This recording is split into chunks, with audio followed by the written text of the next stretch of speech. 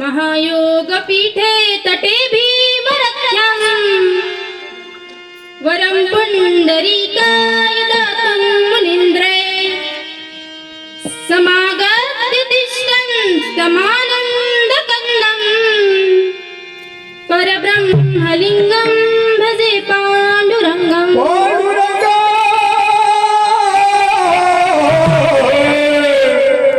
करू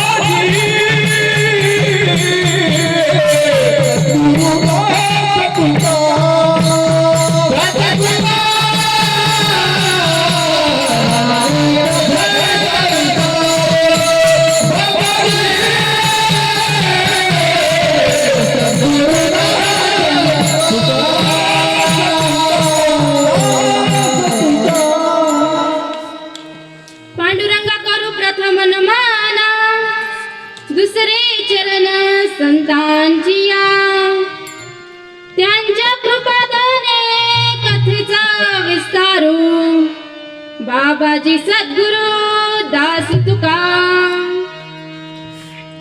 कलावज्ञ जीवो धरातारं कलाकांक तेजोदिका मोदि वक्रम् खलानीश्यपादा वनोदार्य दक्षं समाधिस्तमूर्तिं भजे ज्ञानदेवम् ॐ नमो ज्ञानेश्वर करुणाकरा दयाळ तुमचा अनुग्रह लाभलो पावन झालो चराचरी वसुदेव सुतं देवं कंसचाणूरमर्दनं देवकी परमानन्दं कृष्णं वन्दे जगद्गुरुं मुखं करोति वाचालं पङ्गुं लङ्घयते गिरिं यत्कृपातमहं वन्दे परमानन्दं माधवं परमानन्दं माधवं जय जय राधा रमण जय जय नवल किशोर जय गोपी चित चोर प्रभु जय जय माखन चोर जय जय माखन चोर श्री राधा मेरी स्वामिनी मैं श्री राधे जी को दास जन्म जन्म मोहे दीजियो प्रभु श्री वृंदावन जी को वास जयांची केलिया स्मरण होय सकळ विद्यांचे अधिकरण तेची वंदू श्री चरण श्री गुरूंचे ते नमस्कारून आता मस्तक हे पायावरी या वारकरी संतांच्या विठ्ठल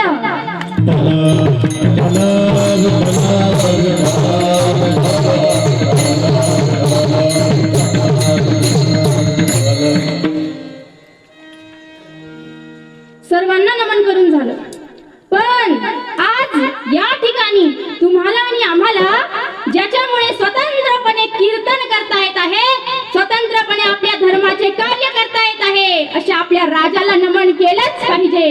म्हणून आस्ते कदम, आस्ते कदम, आस्ते कदम.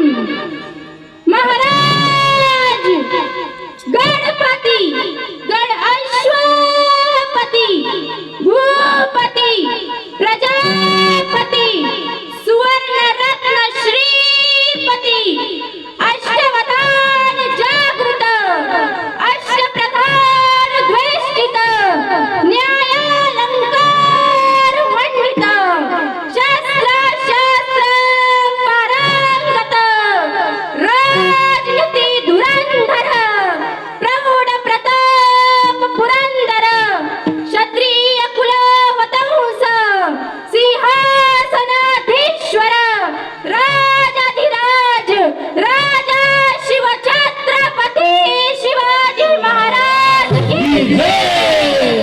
धर्मवीर संभाजी महाराज की जय. नमः पार्वती पते हर हर जय भवानी चला.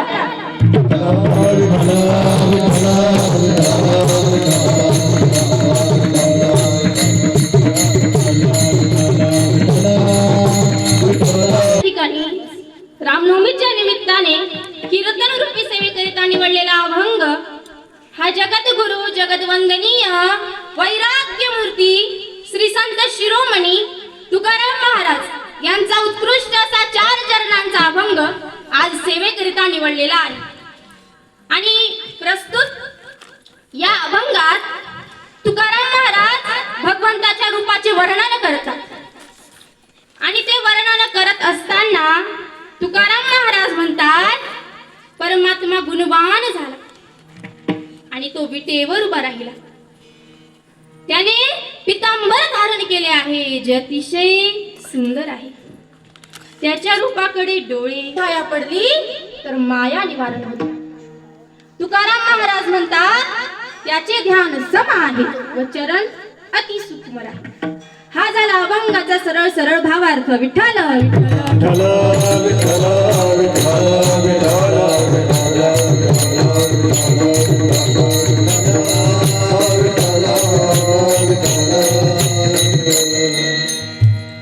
आता कीर्तनाकडे वळण्यापूर्वी अल्प असा परिहार द्यायचा तर तो असा, आज या ठिकाणी रामनवमीच्या निमित्ताने मला कीर्तन रूपी सेवा करण्याची संधी दिली म्हणून मी समस्त श्रीराम भजनी मंडळाचे आभार मानते.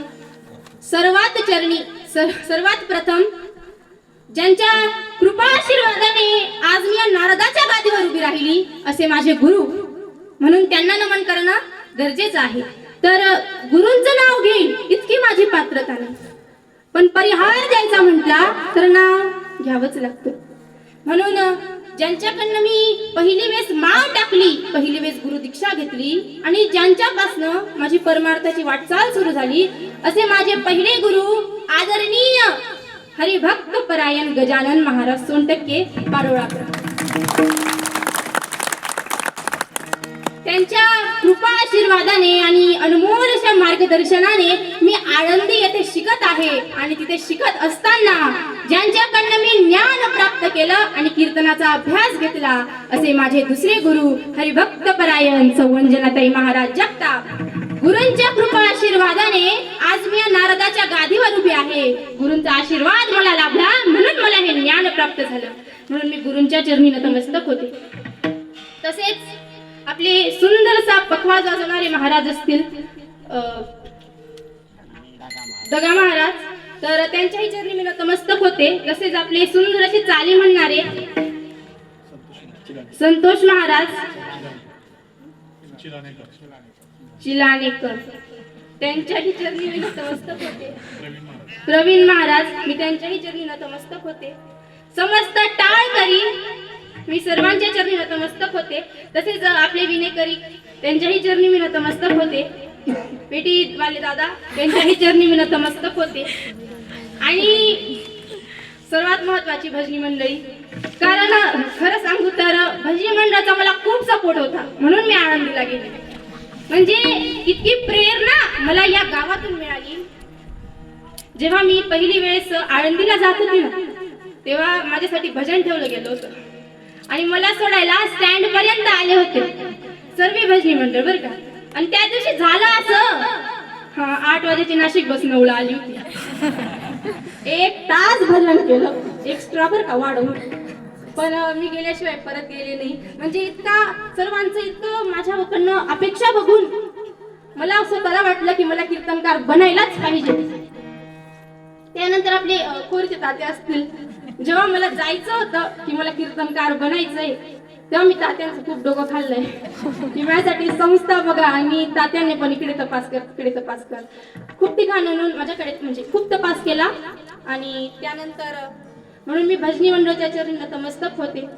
तसंच माझी आई असेल आणि माझा भाऊ, त्यांनीही मला सपोर्ट केला की तू कीर्तनकार बन, नाहीतर सर्वीकडे असं नसतं बरं का. काही काही मुलं जर म्हणले की मला माळकरीवर व्हायचंय तर आई वडील बनू देत नाही. हा तुला खावा पिवानं वैशे कसाले माळकरी बनस. आता काय झालं, मी एक ठिकाणी सप्ताला गेली होती संस्थेकडनं. तर तिथे एक लहान असा मुलगा होता, तो असा पकवास समोर पकवास धरून बसायचा. मग असं तो माझ्या जवळ यायचा गप्पा मारायला, खूप अशा भारी गप्पा मारायचा तो. मग तो असंच माझ्याशी बोलत होता आणि त्याची आई आली माझ्याजवळ. मग त्याची आई पण गप्पा मारायला लागली. मग तो असंच मी त्याच्या आईला सांगितलं, म्हटलं मावशी तुमचा हा मुलगा खूप हुशार आहे बरं का, म्हटलं याला आळंदीला टाका, लवकर शिकेल म्हटलं हा. त्याची मम्मी म्हणे हा बाई टाकानं काही नाही, पण त्याला माय टाकणी पडी म्हणे. मी म्हणतो मग मा टाकावीच लागते म्हटलं, ज्ञान कसं काय प्राप्त होईल नाही व म्हणे मन पोऱ्यानं खावा पिवा ना वैशे, मी त्याला जीव मारू. असे संस्कार जर लहानपणापासून लावले तर त्यातून कसाले घरना बाहेर काढावं नाही. असो मला माझ्या आई आणि माझ्या भावाचा सपोर्ट लाभला इतका, म्हणजे त्यांनी मला इतकी प्रेरणा दिली की तू कीर्तनकार बन. काही काही ठिकाणी असं असतं, मुलगी आहे तू आणि तुझं लग्न होणार नाही, तू कीर्तनकार भेटली तर मुलगा तुला भेटणार नाही, लग्न होणार नाही, असे प्रॉब्लेम येतात. म्हणजे मायशी ती सांगेल लग्न नाही होणार संन्यास लिहिलीस कीर्तनकार. आणि म्हणजे इतकी प्रेरणा मला घरातून लाभली, तसं सांगायला नाही पाहिजे पण मी सांगितलं. काय झालं, दुसऱ्या दिवशी मी आळंदीला जाणार होती बरं का. तर पहिल्या दिवशी माझी आई मला मस्त प्रेमात जवळ बोलवते, काय म्हणते, हे बघ तू आळंदीला जाते बरं का, मी तुला बळजबरी केली नाही, माझा काही जागरण नाही, तू तुझ्या मर्जीने जाते. पण एक गोष्ट लक्षात ठेव. म्हणतं काय, म्हणे हे बघ हा अभ्यास सोपा नसतो बरं का, तुझ्याकडनं होईल याची मला गॅरंटीच नाहीये. पण तू काय कर, ज्या दिवशी तुला वाटलं ना की अभ्यास नाही होते, माझ्याकडनं हे अभंग हे श्लोक वगैरे वगैरे पाठ नाही होते, त्या दिवशी काय करायचं, 2-3 गवळणी पाठ करायच्या. म्हणजे किती, 2-3 गवळणी पाठ करायच्या. आणि तुम्ही आतली इतनी फी भरी राहिलो मी, आखो 10,000 मी पेटी दिसू तुझी त्यावर बसाडलीस. आणि काय करायचं म्हणे, ज्या दिवशी तुला वाटलं की आज माझ्याकडनं पाठ होत नाही, मला हा अभ्यास करायचा नाही, त्या दिवशी काय करायचं, आनंदीमध्येच बरं का इंद्रायणीच्या काठावर जायचं, गवळणी म्हणायच्या आणि भीक मागायची, पण घरी परत यायचं. त्या दिन समजी नसून माय. म्हणजे इतका सपोर्ट मला घरात माझा भेटला, तर मी कीर्तनकार कसे बनणार नाही म्हणून. आणि मला त्यांचा अनमोलाचा सपोर्ट लाभला. वडिलांनंतर माझ्या भावाने वडिलांची जिम्मेदारी घेतली आणि मला कुठेही कमी पडू दिली नाही. अशा माझ्या भावाला मी, त्याच्या माझ्या भावाची मी आभारी आहे आणि त्याचे ऋण मी कधीच फेडू शकत नाही. आई वडिलांच्या चरणी, माझ्या भावाच्या चरणी मी नतमस्तक होते. मस्तक हे पायावरी, मस्तक हे पायावरी, या वारकरी संतांच्या, या वारकरी संतांच्या, ओ या वारकरी संतांच्या, या वारकरी संतांच्या, या वारकरी संतांच्या, या वारकरी संतांच्या. मस्तक हे पायावरी, या वारकरी संतांच्या, या वारकरी संतांच्या, या वारकरी संतांच्या. मस्तक हे पायावरी, या वारकरी संतांच्या, या वारकरी संतांच्या, या वारकरी संतांच्या. आणि सर्वात महत्वाचं, श्रोते मंडळी, तुम्ही इथे उपस्थित राहिले आणि चांगल्या संख्येने मोठ्या संख्येने तुम्ही इथे आले म्हणून मी तुमचे आभार मानते. तुम्ही असं म्हणून आले की आपल्या गावातली ती माऊ आणि तिचं कीर्तन आहे आपण ऐकलंच पाहिजे असं म्हणून तुम्ही आले. काही असं म्हणून आले की एसटीडी वाला आपण पोर बेकार आगळी होती ती सुधारणी का नाही ते देखील. काही असं म्हणून आले आळंदीला जाईल काय बोंब पाडी काय देखील. असो तुम्ही मोठ्या संख्येने इथे उपस्थित राहिले म्हणून मी तुमच्या चरणी सर्वांच्या चरणी नतमस्तक होते. पंचकृषीमधून उभांड असेल, लहान देऊळ असेल, मोठं देऊळ असेल, मस्दी असेल, सर्वीकडून आलेले पंचकृषीमधून आलेली सर्व भजनी मंडळी सर्वांच्या चरणी मी नतमस्तक होते. तसेच माझे मामा इथे आले, मामा आणि मामी त्यांच्याही चरणी मी नतमस्तक होते आणि कीर्तनाला सुरुवात करते. विठ्ठल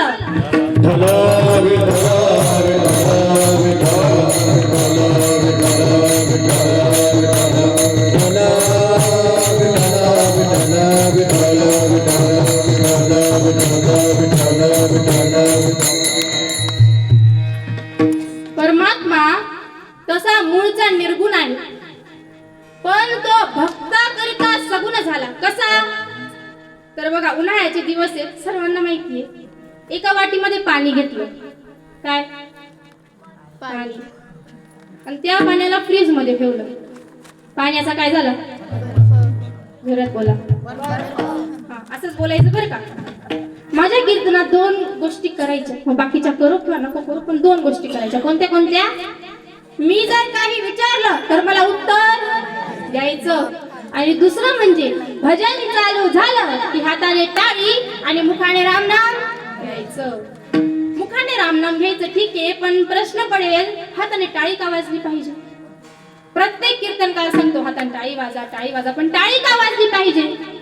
तर याचं उत्तर असं आहे होय पात काची होरी होय पात काची होरी होय पात काची होरी होय पात. कीर्तनात नारी होय पाताची होरी होय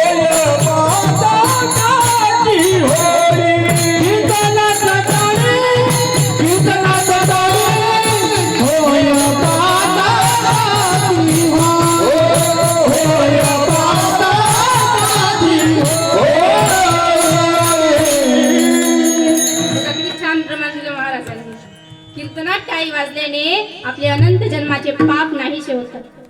कीर्तनात बसून जर हाताने टाळी वाजली तर तुमचे अनंत जन्माचे पाप धुतल्या गेल्याशिवाय राहणार नाही. आणि हीच टाळी जर बस स्टँड वर उभी राहून वाजली तर कोणी तुम्हाला पैसे दिल्याशिवाय राहणार नाही. असो विठ्ठल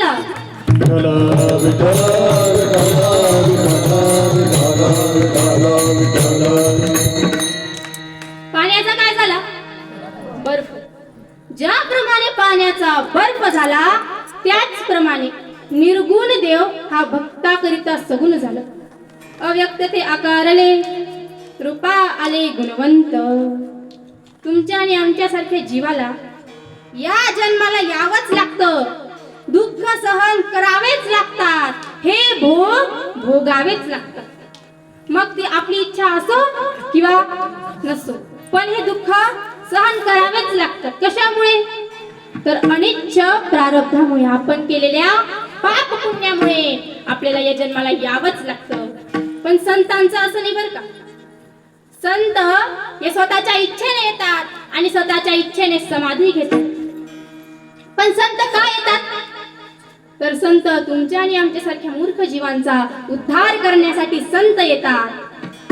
संत महावैष्णव ज्ञानेश्वर माऊलींनी जडमुडे रेड्याचा उद्धार केला. तो रेडा ज्याला त्याची आई सुद्धा कळत नाही असा रेड्याचा उद्धार महावैष्णव ज्ञानेश्वर माऊलींनी केला. मग ते संत जर रेड्याचा उद्धार करू शकतात, रेड्याच्या मुखातून वेद बोलवू शकतात, तर ते आपला उद्धार का नाही करणार. पण जर आपल्याला आपला उद्धार करायचा असेल तर आपल्याला संतांच्या चरणाशी जावं लागेल. संतन ते सज लागरे तेरी आची बरगी. संतन ते सज लागरे तेरी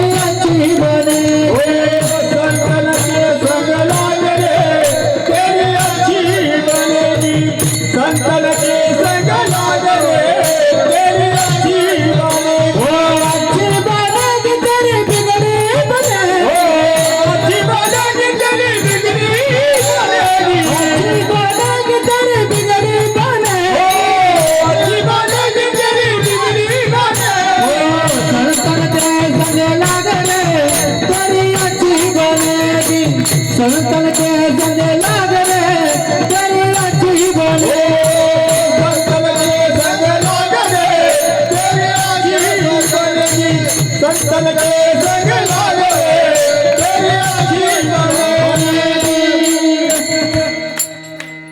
संतांच्या चरणाशी गेलं तर संत उद्धार नक्की करतात. आळंदीमध्ये कितीतरी मुलं जातात शिकण्यासाठी, कीर्तनकार बनण्यासाठी, मृदुंगाचार्य बनण्यासाठी किंवा गायनाचार्य बनण्यासाठी. माऊली प्रत्येकाच्या झोळीत काही ना काही टाकतात, रिकाम्या हाताने कधीच पाठवत नाही. इतके उद्धार संत असतात. आळंदी ही पुण्यभूमी आहे. आळंदी हे गाव पुण्यभूमी टाव. ते संत महावैष्णव ज्ञानेश्वर माऊली आहे. आता तुम्ही साखरचा कारखाना पाहिलाय का? साखरचा कारखाना जोरात बोलायचं. तर साखरचा कारखाना कसा असतो? तिकडून कसा बी जाडा मोठा ऊस टाका, तिकडून साखरचं पोतच बाहेर येतं. अगदी तसाच आळंदीला कशीही मुलं पाठवा, तिकडून फेटा बांधूनच बाहेर निघतात. ही संतांची कृपा आहे. आणि वारकऱ्यांना इतका मान आहे ना. 10 वर्षाचा मुलगा जर या नारदाच्या गादीवर उभा राहिला तर 50-60 वर्षाचे बाबा सुद्धा त्याच्या चरणी नतमस्तक होतात. हा अधिकार त्या मुलाचा नाही, नारदाच्या गादीचा आहे, त्या संतांचा आहे. हा आता एके दिवशी म्हणजे एका ठिकाणी माझ्यासोबत काय झालं तर मी सप्ताहाला गेली होती. संस्थेकडनंच 4-5 दिवसांचा सप्ताह होता आणि माझ्यासोबत माझ्या गुरु बहिणी म्हणजे संस्थेमध्ये राहणाऱ्या मुली त्या होत्या. आम्ही पाचोराजवळ गाव आहे तिकडचं, तर ते सप्त्याला जाणार होतो. आणि आम्ही जसे त्या गावात पोहोचलो, आमची राहण्याची सोय ही माझ्या मैत्रिणीच्याच घरी होती. मग आम्ही जसे तिच्या घरी पोहोचलो, मला एक आजी भेटल्या. तिच्या घरासमोर राहायच्या त्या आजी, आणि त्या मला भेटत्याच बरोबर मला म्हणे रामकृष्ण हरी. मी म्हटलं रामकृष्ण हरी. अगं बाई तुम्ही आल्यात, ताई तुम्ही आल्यात म्हणे. बाबा तुमची केव्हाची वाट बघतायत. पण झालं असं तुम्ही आल्यात, मी बाबा आता अंघोळा बाथरूम मध्ये घुसून. मी म्हटलं आजी काही नाही, म्हटलं नंतर भेटून घेऊ, आता थोडी घाई आम्हाला लगेच सप्त्याला जायचंय म्हटलं. तर आजी म्हणजे 2 मिनिटं थांबा, 2 मिनिटं मी बोलवून आणले. आजी गेली बोलवायला आणि पाचोराकडली भाषा कशी रास, आव निघतास का? त्या चालल्या जातील त्या, लवकर निघा. मग बाबांनी काय घाई खरी पाणी वतन काय नाही. बाबा बाथरूम आहे निघा डायरेक्ट आमना. आम्ही जटे होतो बस. सगळ्यात पहिले मला भेटले, म्हणे रामकृष्ण हरी. मी म्हटलं रामकृष्ण हरी. बाबा म्हणे तुझा पाय दाखव. नाही बाबा म्हटलं मी खूप लहान आहे म्हटलं, तुम्हाला पाय कसा पडू? मी तुमचा पाय पडला पाहिजे म्हटलं. तर मी पाय पडायला जशी वाकली, मी म्हटलं बाबा मी माझा पाय राहू द्या, पहिले तुमचे पाय बघा म्हणे. बाई तू विषय पलटू नको, मला तुझा पाय पडू दे म्हणे. मी म्हटलं बाबा एक वेळेस बघा म्हटलं. बाबांनी जसं पाहिलं वम आणि माय. हा बाबा आजीना बरकर गाली.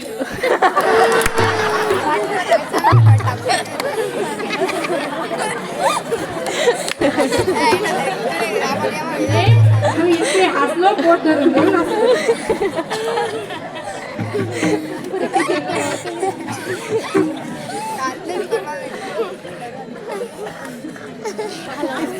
विषय नाही.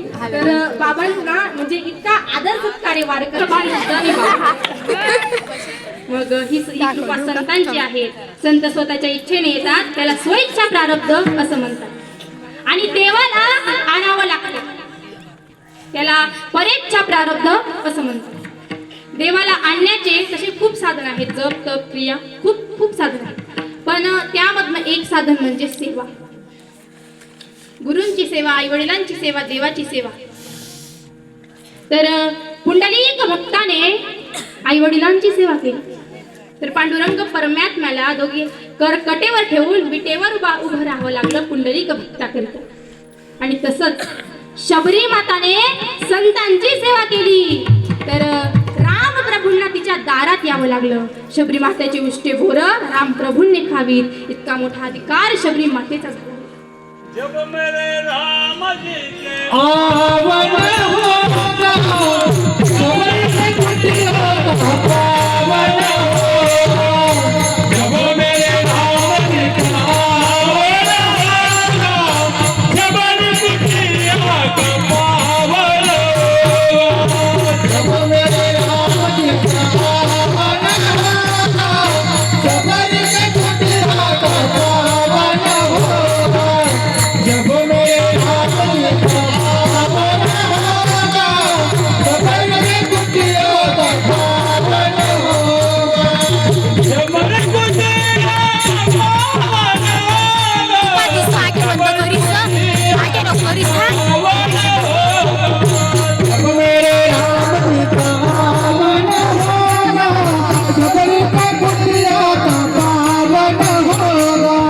प्रभु मेरे राम जी का आवना होगा, सबर का कुटिया का पावन हो।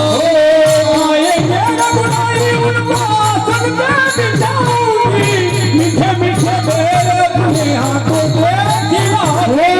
मीठे मीठे बेल अपने हाथों से मिलाओ।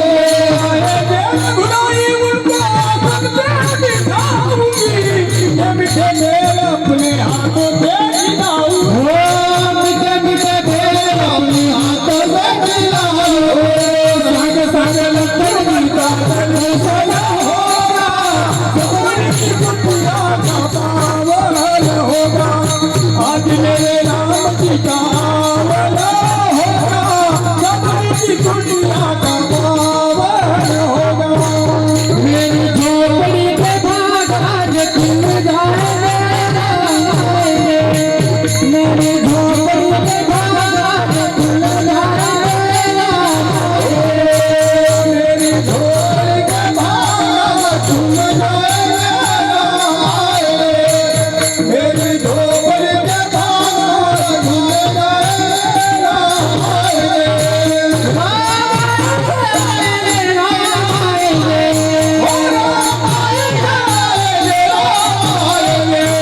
मेरे जन्म मोटे पाप सारे धुल जाएंगे, राम आएंगे। मेरी झोपड़ी के भाग आज खुल जाएंगे, राम आएंगे। मेरी झोली के भाग खुल जाएंगे, मेरी झोली के भाग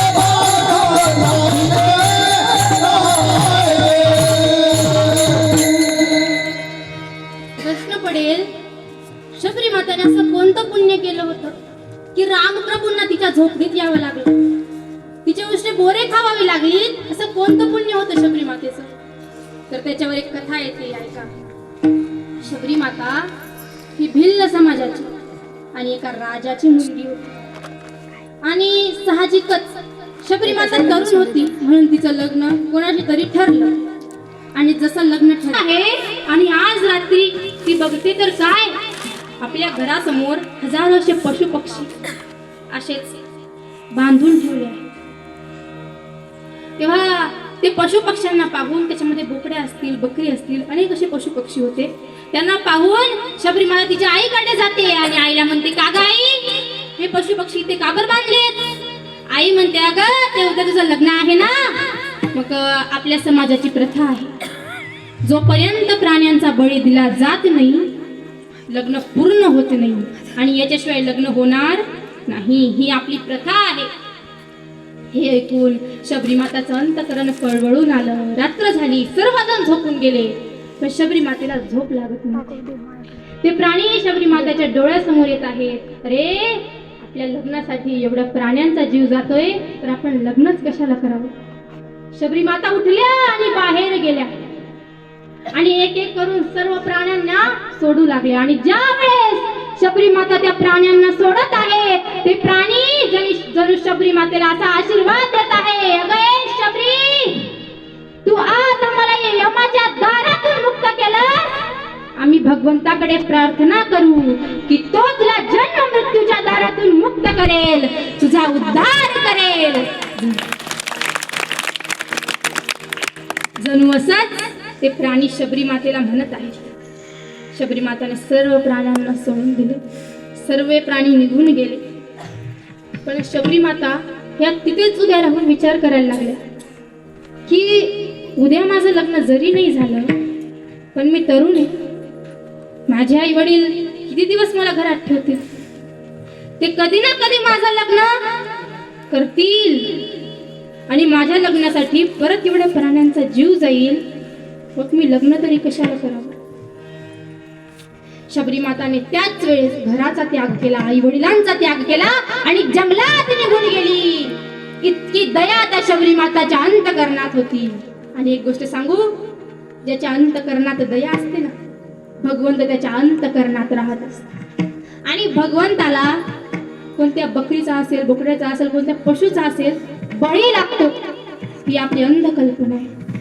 तसं काहीच नसतं. मला सांगा, चंदनपुरीला जो बोकड्या खंडेरायाच्या नावाने कापला जातो तो खरंच खंडेराया चढतो का? चढतो? उत्तरे नाही, चढत नाही, कारण देवाला मान्यच नाही ही गोष्ट. कोणत्या पशुचा बळी देणं हे देवाला मान्य नाही.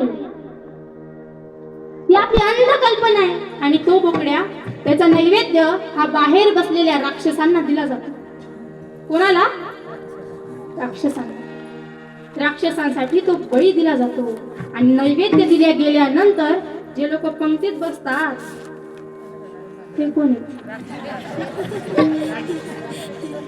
मी हात जोडून सांगते, पण ते सुद्धा राक्षसापेक्षा कमी नाही. माणसाच्या अंतःकरणात दया असावी. माणसातला देव आपल्याला बघता यावा. प्रत्येक जीवामधला देव आपल्याला बघता यावा. आणि ज्या दिवशी हे घडेल त्या दिवशी मनुष्य राहत नाही, तो देव माणूस बनून जातो. आणि आज आपल्यामुळे कोणाचं अंतःकरण दुखवलं गेलं असेल, कोणाचं मन दुखवलं गेलं असेल आणि रात्रभर झोप लागली नसेल, तर तो मनुष्य नाही, तो संत वृत्तीचा मनुष्य आहे. इतकी दया अंतःकरणात असली पाहिजे, तेव्हाच भगवंताची प्राप्ती होते. तिकडे सकाळ झाली आणि शबरी माताच्या घरी कळालं की शबरी कुठेच दिसत नाही. आई वडील तिला इकडे तिकडे शोधत आहे, पण शबरी कुठेच दिसत नाही. हे बघून राजाने म्हणजे शबरी माताच्या वडिलांनी शिपायांना आदेश दिला की जा आणि शबरीला शोधून आणा. तेव्हा शिपाई तसेच गेले. शोधता शोधता ते जंगलात गेले. आणि इकडे जशी शबरी मातेला चाहूल लागली की अरे, आपल्या वडिलांनी पाठवलेले शिपाई आपल्याला शोधण्याकरिता येत आहे, तेव्हा ती लपण्यासाठी जागा शोधू लागली. आणि शोधत असताना थोड्या दूरवर एक उंट मरून पडला होता. त्या उंटाचा का घाणेरडा आणि दुर्गंध असा वास येत होता. कमीत कमी 1 किलोमीटर पर्यंत घाणेरडा वास येत होता. शबरी माता त्या उंटाच्या पोटात जाऊन लपली. का? तर शिपायांच्या हाताला मी लागली तर ते मला परत घेऊन जातील, परत माझं लग्न करतील आणि परत एवढ्या प्राण्यांचा जीव जाईल, म्हणून मी त्यांच्या हाताला लागता कामा नये. थोड्या वेळात त्या ठिकाणी शिपाई आले आणि ते आपसात चर्चा करू लागले की अरे म्हणे, शबरी ही राजाची मुलगी आहे, तिला इतकी दुर्गंधी सहन होणार नाही, तिला सवय नाही या गोष्टींची, ती इथे येऊच शकत नाही. आपण तिला इथे शोधू नाही, इथे वेळ व्यर्थ करू नाही, दुसरीकडे शोधू, असं म्हणून शिपाई निघून गेले. थोड्या वेळाने शबरी माता बाहेर निघाली आणि आता शबरी माता त्याच जंगलात राहू लागली. आणि त्या जंगलात साधू संतांचा एक आश्रम होता. त्या आश्रमात असे अनेक साधू संत तपश्चर्या करायचे. तर शबरी माता काय करायच्या? संतांची सेवा करू लागल्या. तर शबरी माता काय करायच्या? आश्रमापासून नदीपर्यंतचा जो रस्ता असायचा त्या रस्त्यावरून रोज साधू संत स्नान करायला जायचे. ब्रह्ममुहूर्तावर सकाळी बरं का. तर स्नान करायला जायचे. तर शबरी माता काय करायच्या? संतांच्या उठण्या अगोदर उठायच्या आणि संपूर्ण रस्ता झाडून काढायच्या. आणि रोज संतांना प्रश्न पडायचा की अरे, कोण करून जाते ही सेवा, कोण येतं या जंगलात आणि कोण साफ करून जातं, असं सर्वांना प्रश्न पडायचा. त्यामधनं एक ऋषी होते, मतंग ऋषी. मतंग ऋषीने काय ठरवलं? तर आज आपण बघायचं की कोण येतं म्हणे इथे सफाई करायला, कोण हे साफ करून जातं, कोण झाडतं हा रस्ता.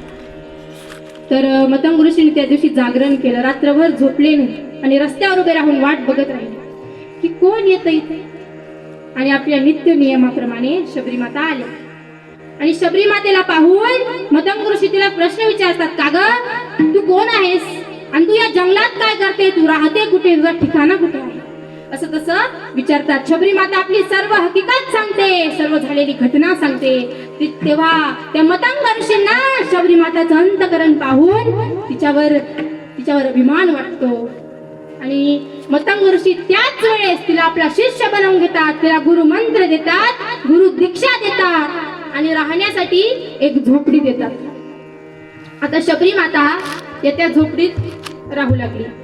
दिवसभर संतांना यज्ञासाठी हवनासाठी लाकडं लागायचे, तर जंगलात जाऊन लाकडं तोडायची आणि रात्री रस्ता झाडून काढायची. अशीच संतांची सेवा करत करत तिची दिनचर्या चालू होती.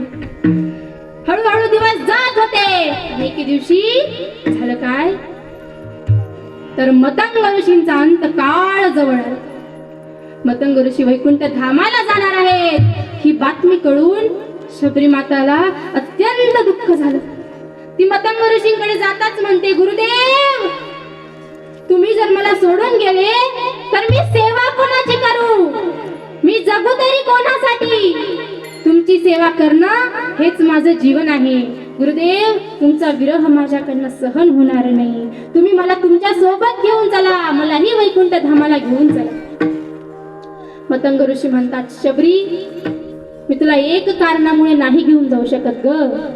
तुला माहितीये तुझं किती पुण्य आहे. तुझं इतका पुण्य आहे, पुण्याची गणना कोण करी. इतका तुझं पुण्य आहे की तू इतकी आयुष्यभर इतकी सेवा केली, तीही निस्वार्थ भावनेने. तर तुझं इतकं पुण्य आहे की राम प्रभू तुला भेटायला येणार आहेत. काही वर्षांनी राम प्रभू तुला भेटायला येणार आहेत, म्हणून मी तुला घेऊन जाऊ शकत नाही. तू इथेच राहा आणि राम प्रभूंची वाट बघ, ते तुझा उद्धार करतील. असं म्हणून मतंग ऋषी हे वैकुंठ धामाला निघून गेले. त्यानंतर शबरी माताचे दिवस अत्यंत दुःखात जाऊ लागले. पण शबरी माता एकच आसऱ्यावर जगत होती की माझे राम प्रभू मला भेटायला येतील. आज माझे राम प्रभू येतील, उद्या माझे राम प्रभू येतील. माझे राम प्रभू आले तर मी त्यांना कुठे बसवू, माझे राम प्रभू आले तर मी त्यांना खायला काय देऊ, असा विचार करून रोज जंगलात जायची. रोज बोराच्या झाडाजवळ जायची. बोर अगोदर तोडून बघायची, आंबट असलं तर फेकून द्यायची आणि गोड बोर घरी आणायची आणि रोज रामप्रभूंचं भजन करायची. श्रीराम जय राम जय जय राम श्रीराम जय राम जय जय राम राम जय राम जय राम जय राम जय जय राम ओ श्रीराम जय राम जय जय राम श्रीराम जय राम जय जय राम श्रीराम जय राम जय जय राम श्रीराम जय राम जय जय ओ श्रीराम जय राम जय जय राम श्रीराम जय राम जय जय राम श्रीराम जय राम जय जय राम श्रीराम जय राम जय जय राम श्रीराम जय राम जय जय राम श्रीराम जय राम जय जय राम राम जय राम जय जय राम श्रीराम जय राम जय जय राम ओ श्रीराम जय राम जय जय राम श्रीराम जय राम जय जय राम श्रीराम जय राम जय जय राम श्रीराम जय राम जय जय राम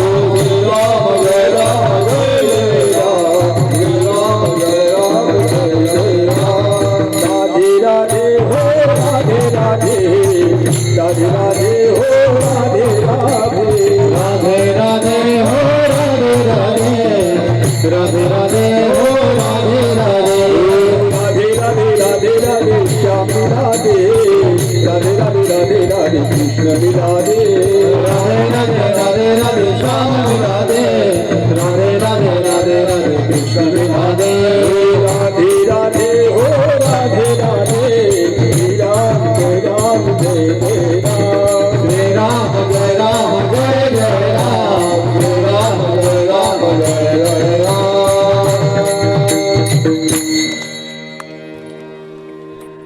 असंच भजन करताना शबरी माताचे दिवस जात होते. रोज शबरी माता रामप्रभूंची वाट बघत होत्या आणि असेच अनेक दिवस निघून गेले. शबरी माता म्हाताऱ्या झाल्या आणि एक दिवशी रामप्रभू तिच्या झोपडीत आले आणि रामप्रभूंना पाहून तिचा आनंद गगनात मावेना. तिने रामप्रभूंना आपल्या झोपडीत बसवलं आणि तिच्या मनाची दशा जणू अशी झाली होती.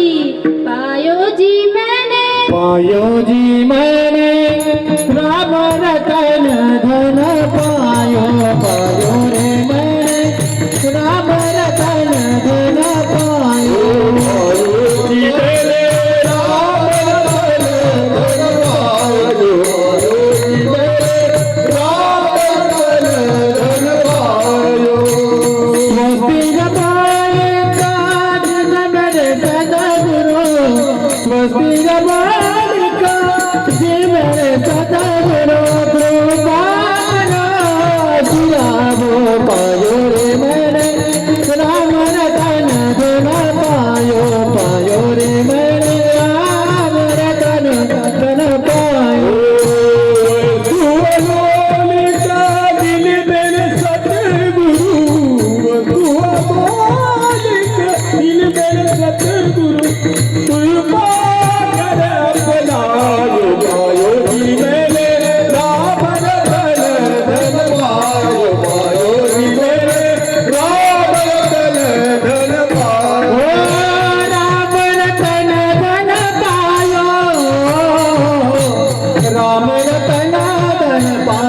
पायो रे म्हणे राम रतन पायो रे म्हणे राम रतन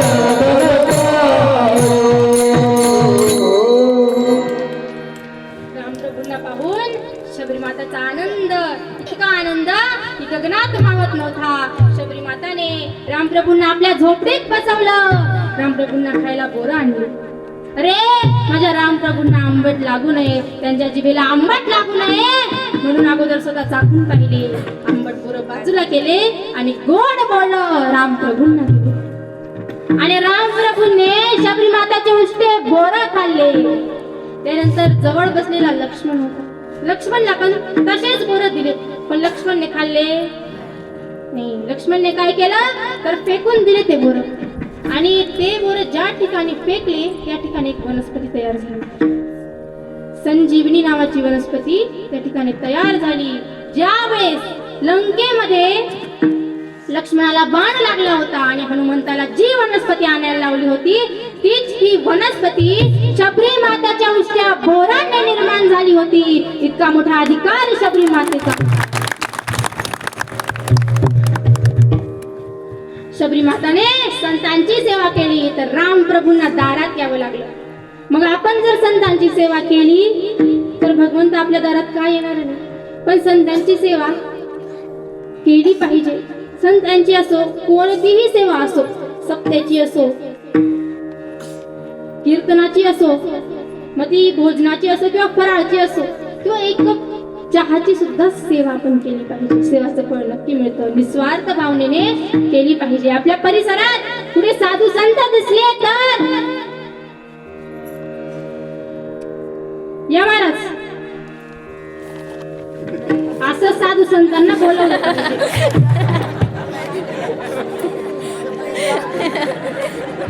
असं बोलवलं पाहिजे आदराने साधू संतांना.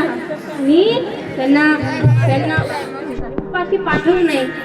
संतांची कृपा नक्की होते. रामप्रभूंनी संतांचा उद्धार करण्यासाठी आणि रावणाचा वध करण्यासाठी त्रेता युगात जन्म घेतला. श्रीकृष्णांनी द्वापर युगात जन्म घेतला. पण विठोबा कुठून आला? विठोबा कुठून आला तर याकरता 3 संत 3 प्रमाण देतात. आणि पहिल्या प्रमाणात नाथ महाराज म्हणतात की हा वैकुंठाहुनी आला. हरी वैकुंठाहुनी आला कुंडलिका लागुनी, उभा राहिला अजुनी युगा युगा भक्त संगे, एका जनार्दनी संत शोभा शोभा, देव विटेवरी का उभा उभा. दुसऱ्या प्रमाणात तुकोबाराय म्हणतात हा द्वारकेहून आला. द्वारकेचे केले आले याची ठाया, पुढे भक्तराया चोजवीत. तिसऱ्या प्रमाणात ज्ञानोबा माऊली म्हणतात हा गोकुळेहुनी आला. पुंडलिकाच्या भावात गोकुळी हुनी झाला येता, निज प्रेम भक्ती भक्ता घ्या घ्यायचे म्हणत असे. नेमका कुठून आला तर याचं उत्तर म्हणजे देवाची मूळची भूमी वैकुंठ आहे, कर्मधर्म भूमी द्वारका आणि प्रेमभूमी गोकुळ आहे. 3ही प्रमाणे बरोबर आहे, पण जास्त प्रमाणे ही गोकुळची आहे. पांडुरंग बाळमूर्ती गाई गोपाळ सांगती, येऊन या प्रीती उभे समयाची राहिले. नांगर गोंडे बाळ रूप ते स्वरूप काळीचे, गाई गोपाळांच्या संगे आले लागे पुंडलिक विठ्ठल.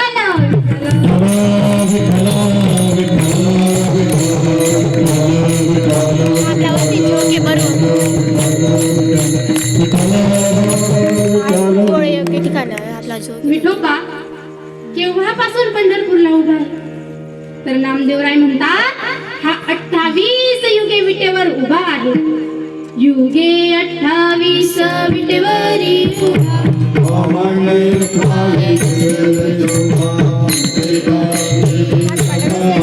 हे मी बोलणार.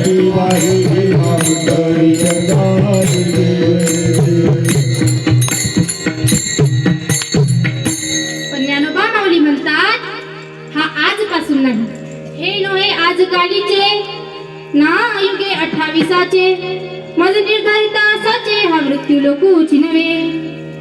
आणि ज्ञानोबा माऊली असे म्हटल्यावर नामदेवराय म्हणतात, जेव्हा नव्हते चराचर तेव्हा होते पंढरपूर.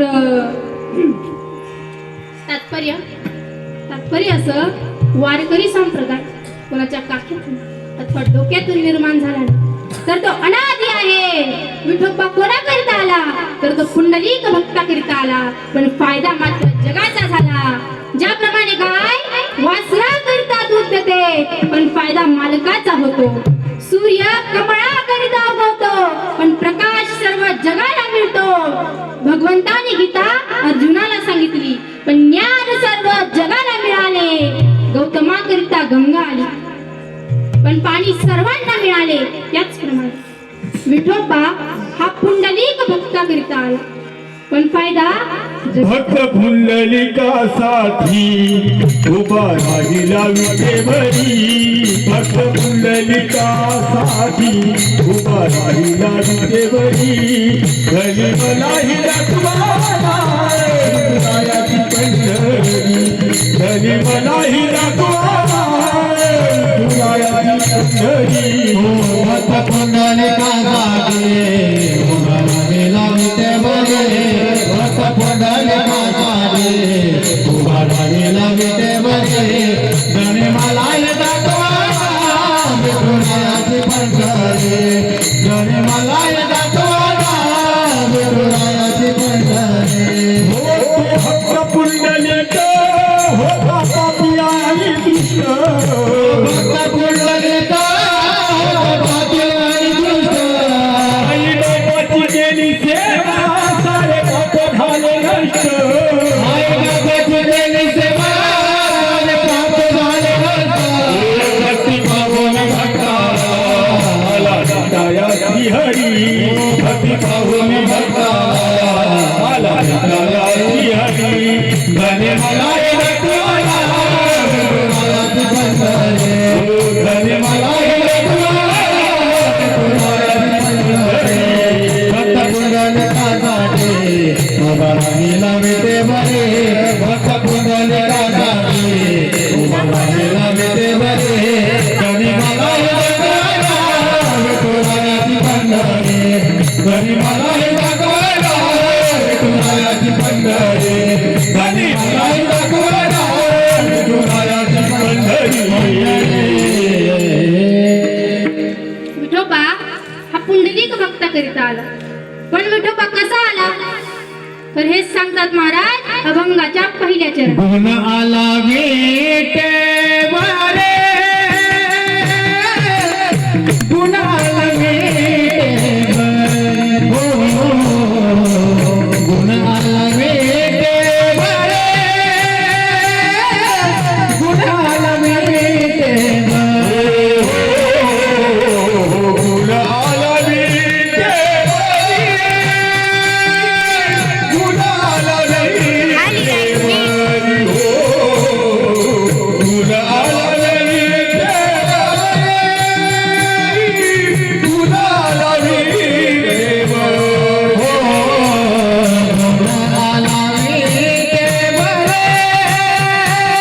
गुण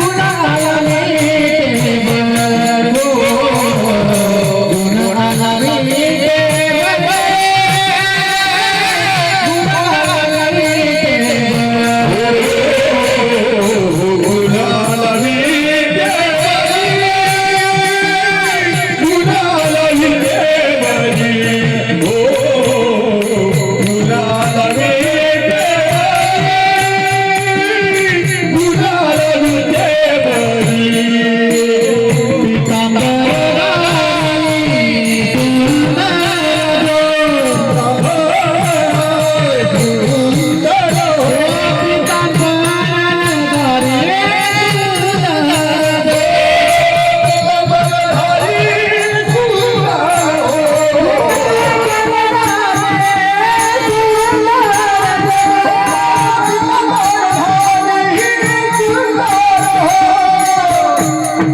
डोळे कान चाचा तारे. डोळे कान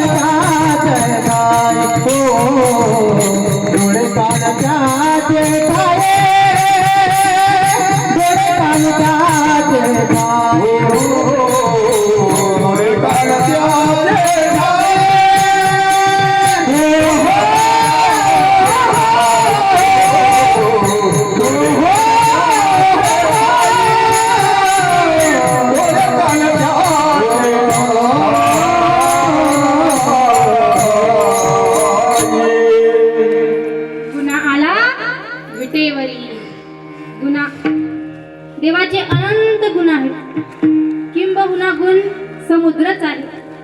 वेदांमध्ये देवाचे 8 दिव्य गुण सांगितले आहेत. कोणते कोणते? अपरियुत पापम, विजारो, विशोको, विमृत्यू, विधिगस्तो, अभिप्यास, सत्य संकल्पानी पूर्ण. अपरियुत पापम, भगवंताला पाप पुण्य नाही. विजारो, याला म्हातारपण नाही. विशोको, याला शोक होत नाही. विमृत्यू, याचा कधी मृत्यू होत नाही. विधिगस्तो, याला भूक लागत नाही. अभिप्यास, याला तहान लागत नाही. सत्य संकल्प, याचा संकल्प नेहमी सत्य असतो. व पूर्ण काम, याचे काम देखील पूर्ण असते. विठ्ठल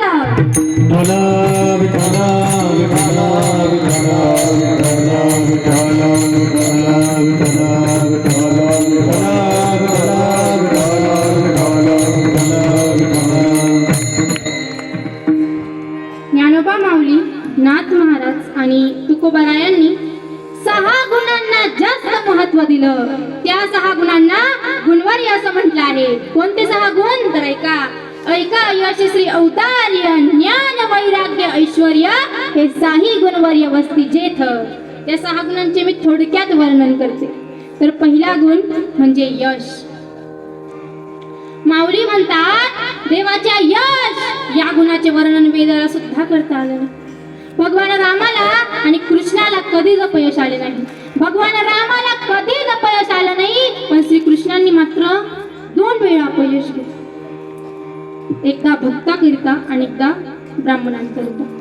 तर झालं असं, श्रीकृष्ण परमात्मा शिष्टाईस निघाले, म्हणजे समजवणूक करण्याकरिता.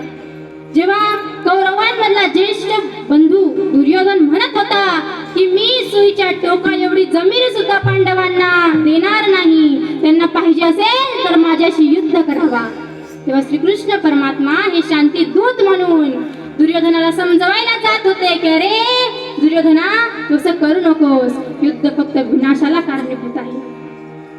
असं समजवायला जात असताना श्रीकृष्णांनी सर्वात पहिले पांडवांचं मत घेतलं. सर्वात पहिले धर्मराजाला विचारलं. धर्मराज म्हणाला 5 गावांवर मी संतुष्ट आहे, मिटविण्याकरिता प्रयत्न करा. अर्जुनाला विचारले. अर्जुन म्हणाला माझ्या धनुष्याला बऱ्याच दिवसापासून काही काम मिळालं नाही, त्याला काम मिळेल असं काहीतरी कर. भीमाला विचारले. भीम म्हणाला माझी गदा गंजत पडली आहे, तिला काम मिळेल एवढीच माझी इच्छा आहे. भीम, सहदेव, नकुल अर्जुनाच्या बाजूने झाले. शेवटी द्रौपदीला विचारले बाळ तुझे काय मत आहे? द्रौपदी म्हणते दादा काहीही कर, पण त्या दृष्ट दुशासनाने भर सभेमध्ये माझी साडी ओढली, त्याने मला भर सभेमध्ये लज्जित केलंय आणि मी प्रतिज्ञा केली आहे जोपर्यंत त्या दृष्ट दुशासनाचे रक्त मी माझ्या केसांना लावत नाही तोपर्यंत मी वेणी घालणार नाही. भक्ताच्या इच्छेकरिता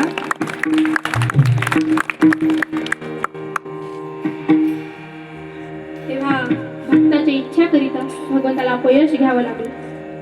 आणि दुसरी वेळेस म्हणजे ब्राह्मणांकरिता जरासंध नावाचा एक राक्षस होता, ज्याला भगवंताने 17 वेळेस युद्धामध्ये पराजित केलं होतं. पण त्या जरासंधाचा एक नियम होता. कोणता? तर तो काय करायचा, युद्धाला निघण्या अगोदर सर्व ब्राह्मणांना बोलवायचा, त्यांना अन्नदान, वस्त्रदान, सुवर्णदान द्यायचा, त्यांचा आशीर्वाद घ्यायचा, मगच युद्धाला बाहेर पडत होता.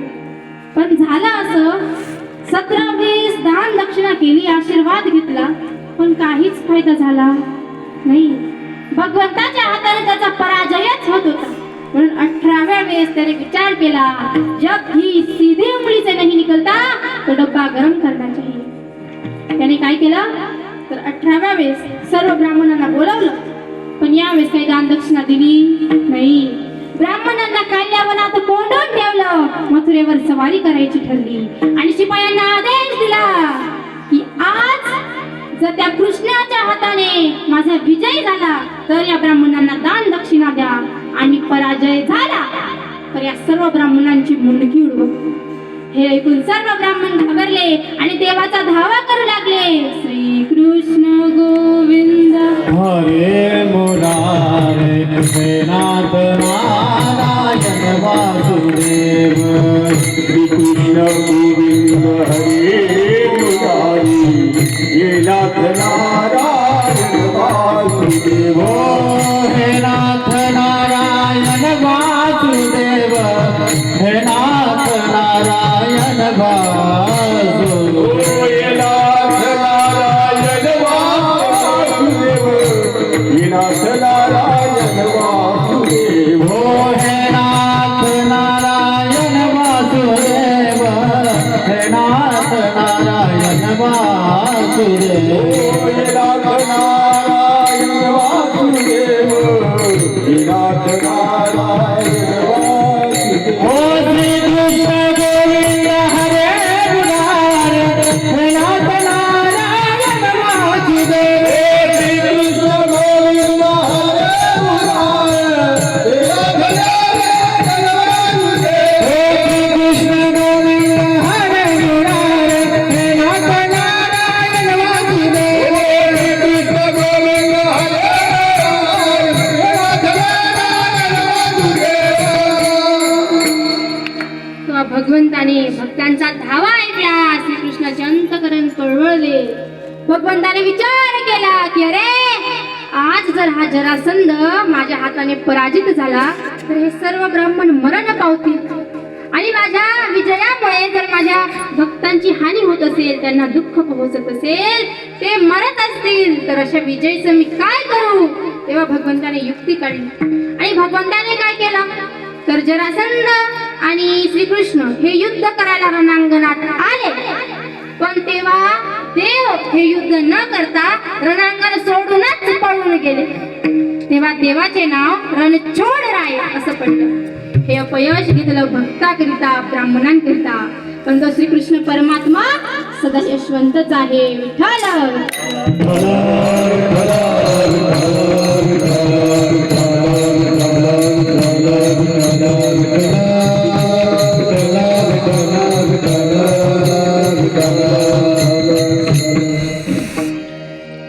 दुसरा गुण म्हणजे श्री. जगातील सर्व लक्ष्मी हे देवाच्या पायाजवळ आहे आणि जगातले सर्व लोक हे लक्ष्मीचे दास आहेत. आहेत का नाही? प्रत्येकाला वाटतं माझ्याकडे धन असावे, माझ्याकडे पैसे असावे असं प्रत्येकाला वाटतं का नाही? कोणाला वाटतं की मला पैसा नकोय? आपल्यामध्ये आहे का कोणी हात उचलून?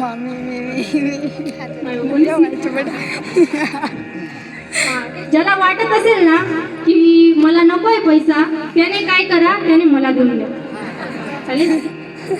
पण जवळजवळ प्रत्येकाला वाटतं की माझ्याकडे धन असावं, माझ्याकडे पैसा असावा. दिवसभर आपण कष्ट करतो ते लक्ष्मीसाठी, म्हणून संपूर्ण जग हे लक्ष्मीचा दास आहे. पण तीच लक्ष्मी ही देवाचे दास आहे आणि तोच देव, तोच भगवंत हा संतांचा दास आहे. इतका मोठा अधिकार संतांचा आहे. देवाच्या पायाची सेवा करून लक्ष्मी कायमची देवाच्या पायाजवळ स्थिर झाली. पाया लक्ष्मीची या हाती म्हणून येते काकुळती. तिसरा गुण म्हणजे औदार्य. हा गुण जगात श्रीमंत, स्वतंत्र व उदार आहे. उदार तू हरी चराचरी, अनंत हे थोरी गरजता ती पवाडे. श्रीकृष्णांनी पूतना मावशी जी भगवंताला मारण्याकरता आली होती, तिला मोक्ष, सभेमध्ये शिव्या देणाऱ्या शिशुपालला मुक्ती, ध्रुव बाळाला अडाकत आणि सुदामेला सुवर्ण नगरी दिली. भगवंत आपल्या इच्छेपेक्षा 1000 पट जास्त देतो. उदारपणात हा सर्वांचाच बाप आहे. चौथा गुण म्हणजे ज्ञान.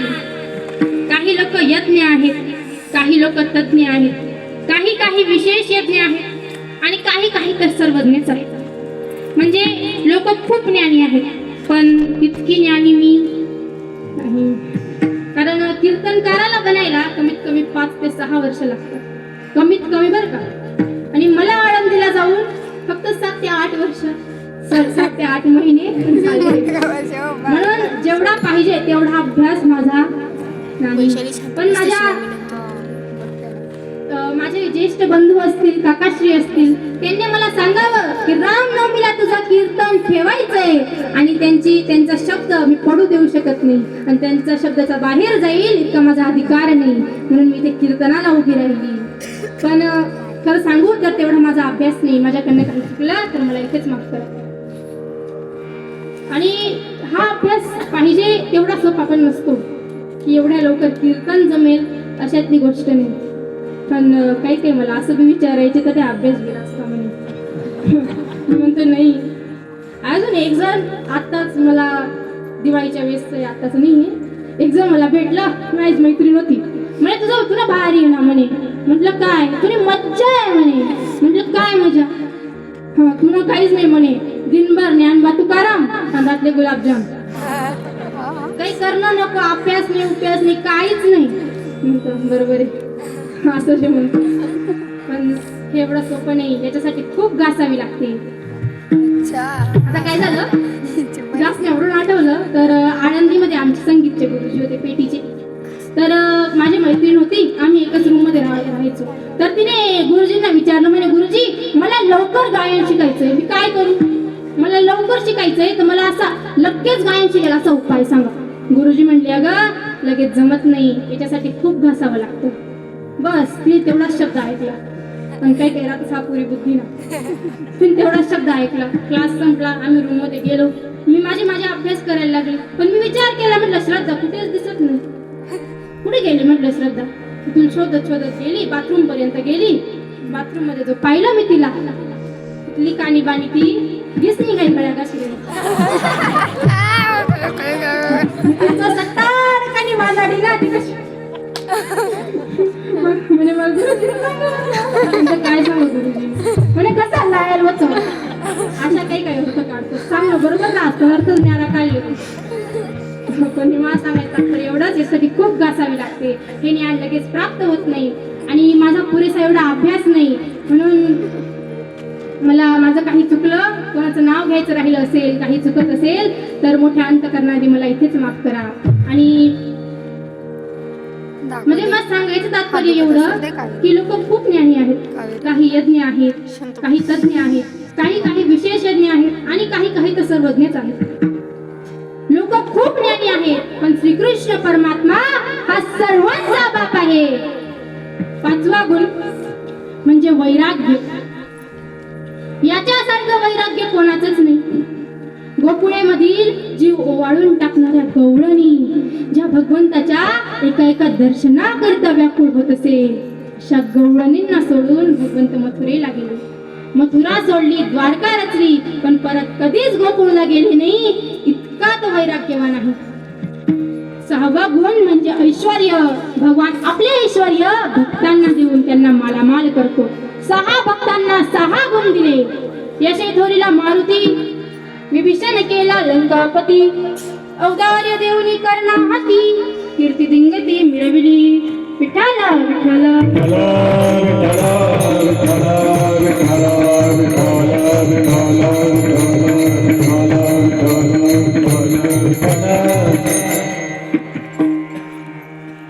देवाचे अनंत अवतार झाले. भागवतात देवाचे 24 अवतार सांगितले आहेत. पण अंब ऋषींकरिता भगवंताने 10 अवतार घेतले आणि त्या 10 अवतारांमधनं 3 अवतार आहेत जे अतिशय सुंदर आहेत. ते 3 अवतार म्हणजे राम, कृष्ण, हरी. राम बरवा, कृष्ण बरवा, विठ्ठल बरवा बायांनो, सुंदर ते ध्यान मांडीवर घेऊनी, कौशल्या जाणनी गीती गाय. बघा किती सुंदर आहे ते ध्यान, जिथे 2-3 दिवसांच्या रामप्रभूंना कौशल्या मातेने मांडीवर घेतलं आहे आणि त्या रामप्रभूंसाठी कौशल्या माता गीत गात आहे. किती आनंदाचं वातावरण आहे त्या अयोध्येमध्ये, जिथे संपूर्ण अयोध्येमध्ये दिवाळी साजरा होत आहे. अरे अशी दिवाळी साजरा होत आहे की लोकांना आठवण पडली की दिवस आहे का रात्र आहे. इतका आनंद त्या अयोध्येमध्ये आहे. रामप्रभूंनी म्हणजे नवमीच्या दिवशी जन्म घ्यावा. ज्या दिवशी रामप्रभूंचा जन्म झाला तीच म्हणजे आजची रामनवमी आणि त्या दिवसापासून हा उत्साह सुरू झाला. आणि तसंच म्हणजे अयोध्येमध्ये जसं वातावरण होतं तसंच आपण इथे साजरा करणार आहोत. सर्वजण उभे राहतील. भारत जय राम जय जय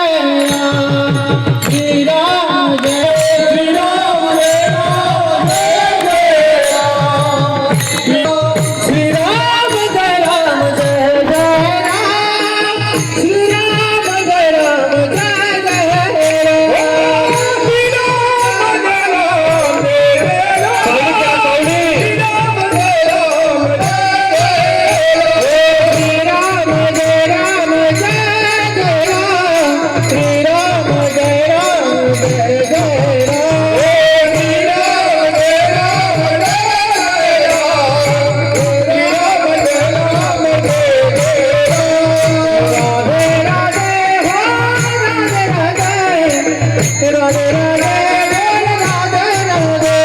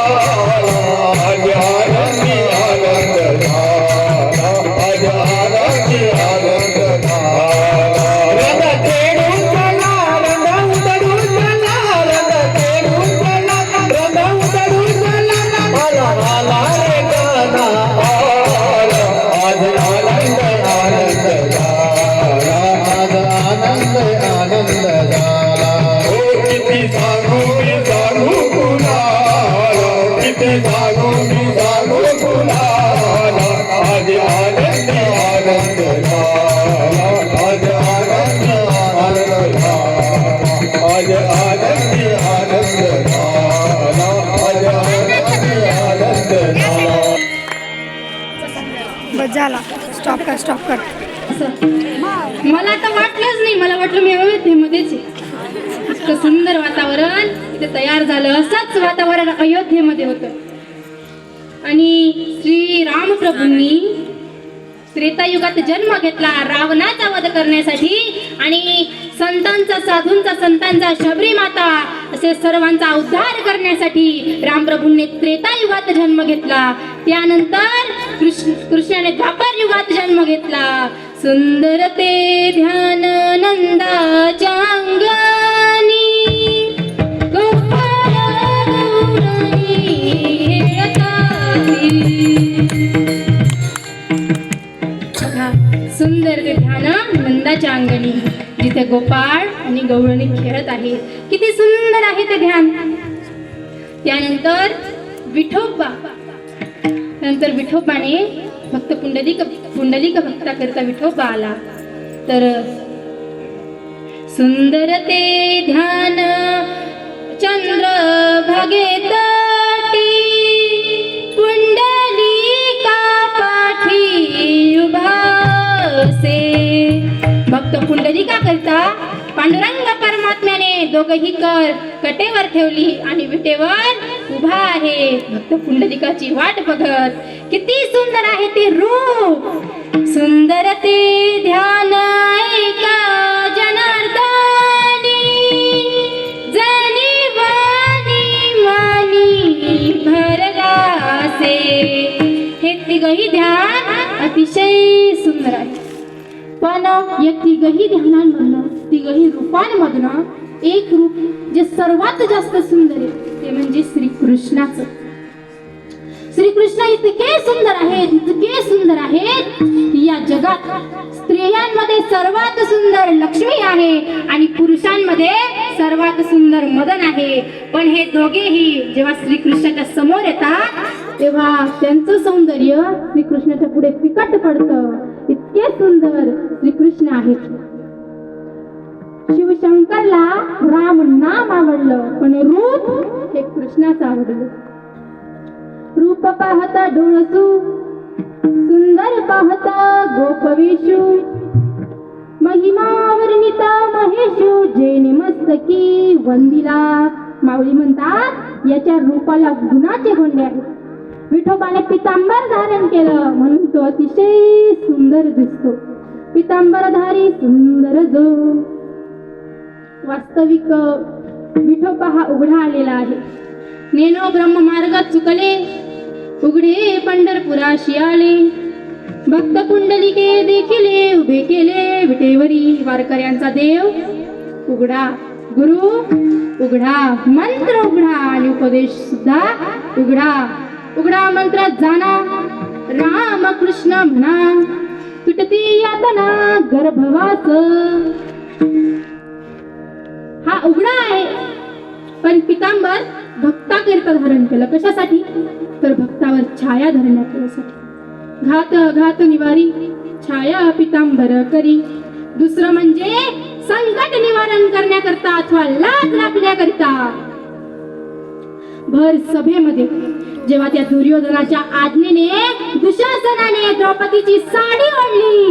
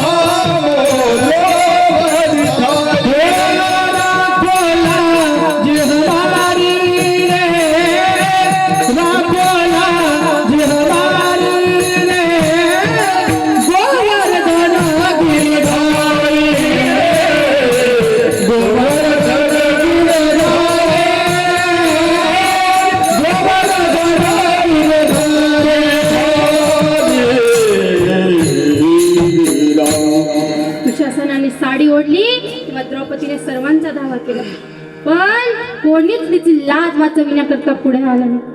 तिने आपले सासरे असतील, आपले देर असतील, आपले जेठ असतील, गुरु असतील किंवा आपले 5 पती असतील, सर्वांना बोलवलं, पण कोणीच तिची लाज वाचविण्याकरता पुढे आलं नाही. शेवटी तिने भगवंताचा धावा केला. तेव्हा भगवंताने वस्त्रावतार घेतला आणि परमात्मा हा 999 साड्या झाल्या. श्रीकृष्णाचे बोट कापले गेले होते आणि त्यावेळेस द्रौपदीने आपल्या साडीची चिंदी फाडली आणि भगवंताच्या बोटाला बांधली आणि त्या चिंदीला 999 धागे होते. भगवंत कोणाचेच ऋण ठेवत नाही. जितका घेतलंय तितकं परत करतो, 1000 पट जास्त परत करतो. द्रौपदीने 999 धाग्यांची चिंदी दिली, तर 999 साड्या म्हणून तिला परत केल्या. तिचं 999 साड्याने रक्षण केलं आणि 999 साड्या संपल्यानंतर 1000वी वेळेस जी आलं ती साडी नाही तर तो पितांबर होता. पिवळा पितांबर कसा गगरी झळकला, गरुडावर बैसोरी माझा कैवारी आला, ये ग विठाबाई माऊली ये. आणि दुशासन जसा पितांबराला हात लावण्यासाठी पुढे झाला, भीष्माचार्य ओरडून म्हणाले, अरे मूर्खा, ते पितांबर आहे, हात लावला तर जळून राख होशील. दुशासन घाबरला आणि बाजूला झाला. द्रौपदीची लाज राखली गेली. असे या पितांबराचे उपयोग आहे. महाराज म्हणतात याचे गुण सुंदर आहे व रूप सुद्धा सुंदर आहे. म्हणून जीवाने काय करावं तर याच्या रूपाकडे डोळे लावावेत, गुणांकडे कान लावावेत व पायावर मन ठेवावं. अभंगाच्या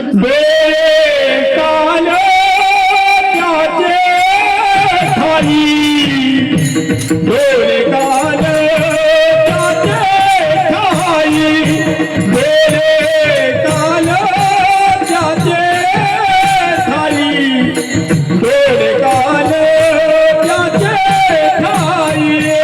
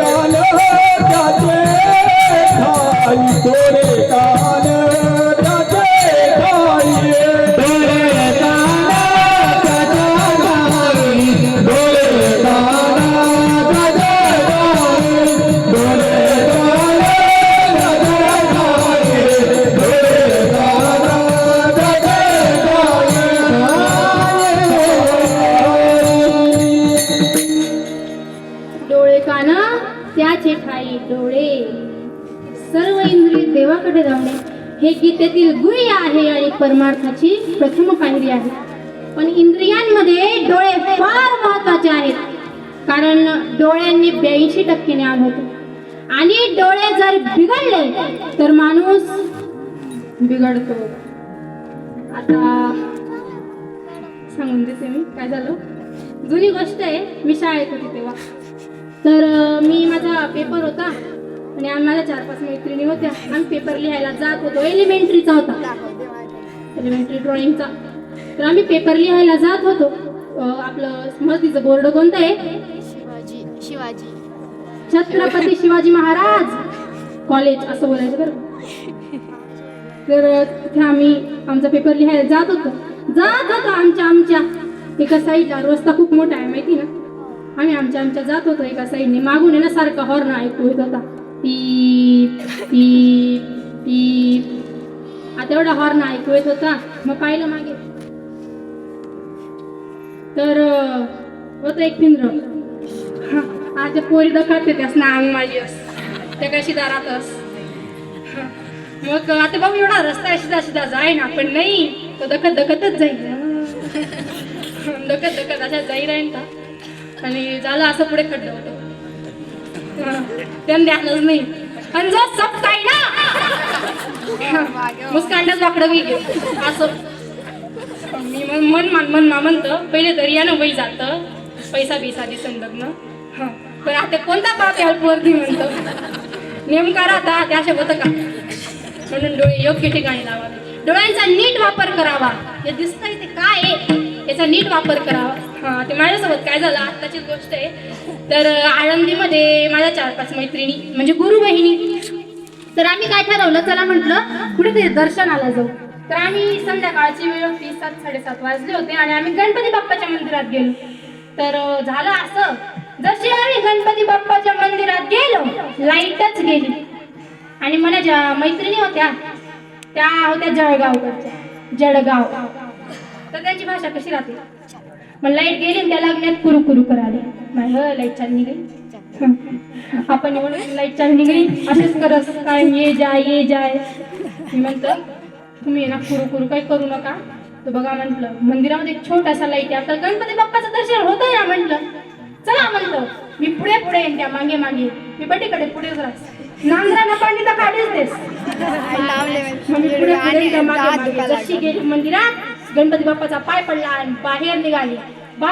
तर बाप रे नंदीचा पायच पडला नाही. चुकी झाली म्हटलं. आता आहे ना नंदीला डायरेक्ट दंडवत घालायला पाहिजे म्हटलं. जशी वाकली पाय पडायला लागली असं. तर माझी एक मैत्रीण आली, तिने मग चट्टाड कडून ओढून दिली. मी म्हटलं काय झालं. म्हणजे तू थोडी पागल आहे का, म्हणजे ते का बरं लोळते. म्हटलं मी नंदीचा पाय पडते. तिने अजून एक वाजवलं. पुन्हा खरं सटकी जायलेच म्हणजे मंदाकली पोर आहे. गणपती मंदिर मा नंदी असतं. मला डोक्यात चालणार नाही. म्हणून डोळ्यांचा नीट वापर करावा. सीता माताचे डोळे बिघडले. सीता माताचे डोळे मायावी हरणाकडे लागले, सोन्याच्या हरणाकडे लागले आणि तिचा मोह झाला, सोन्याचा मोह झाला. राम प्रभूंना वनात पाठवलं. त्यानंतर रामायण घडलं. हे डोळे चुकीच्या ठिकाणी लागले म्हणून रावणाचे डोळे सीता माताकडे गेले. चुकीच्या भावनेने, वाईट भावनेने सीता माताकडे गेले आणि पुढे काय झालं रावणाचं ते माहितीच आहे. पण डोळे जर योग्य ठिकाणी लावले तर भगवंत सुद्धा आपल्यासाठी अवतार घेतो. पण त्याकरिता इंद्रियांवर ताबा मिळवता आला पाहिजे. गांधारीने आपले डोळे योग्य ठिकाणी लावले तर भगवंताला माळीचा अवतार घ्यावा लागेल. कथा अशी आहे, गांधारी म्हणजे कोण, कौरवांची आई.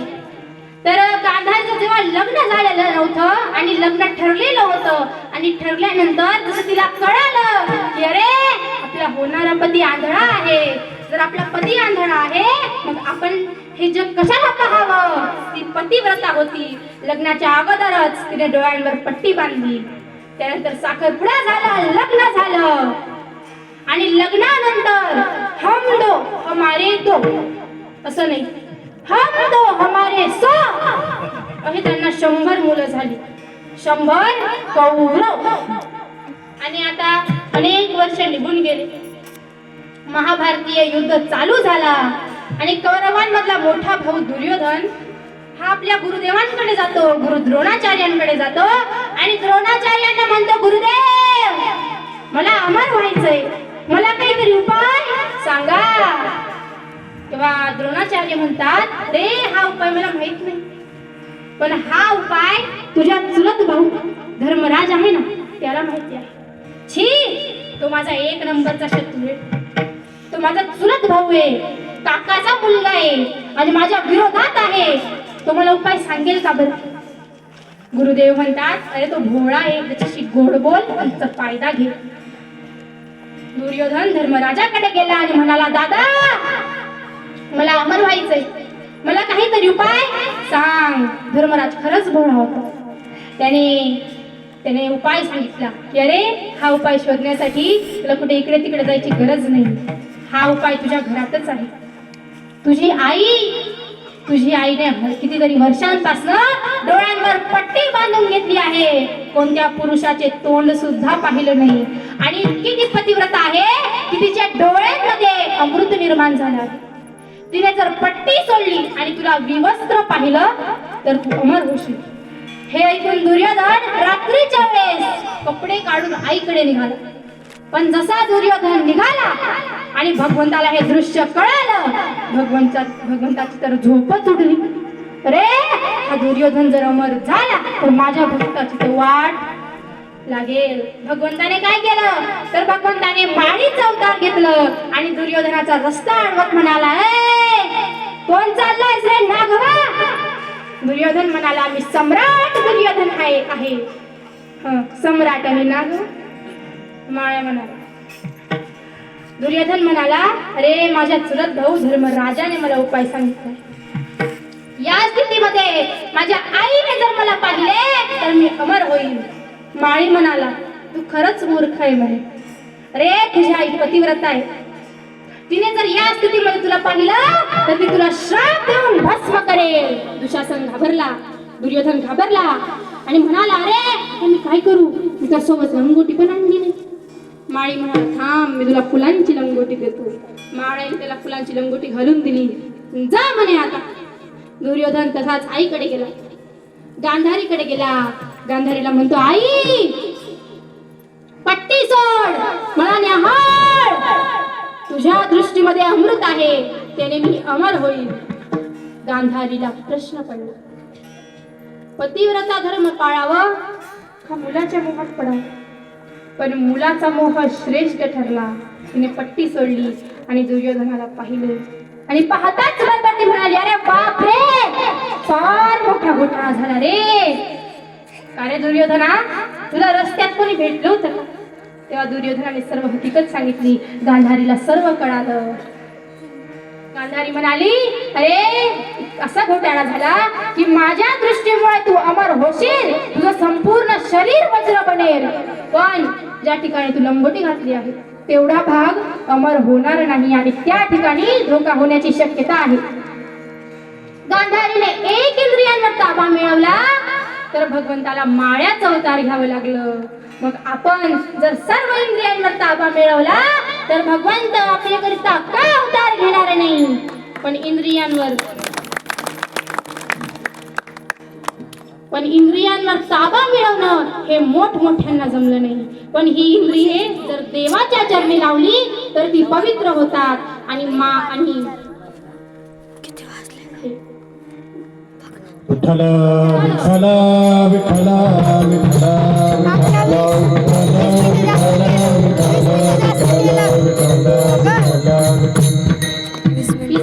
इंद्रिये देवाच्या चरणी लावली तर ताबा मिळवणं सोपं होतं. महाराज म्हणतात त्याचे रूप सुंदर आहे, गुण सुंदर आहे, म्हणून जीवाने काय करावं तर त्याच्या रूपाकडे डोळे लावावे. डोळे तुम्ही घ्या हे सुख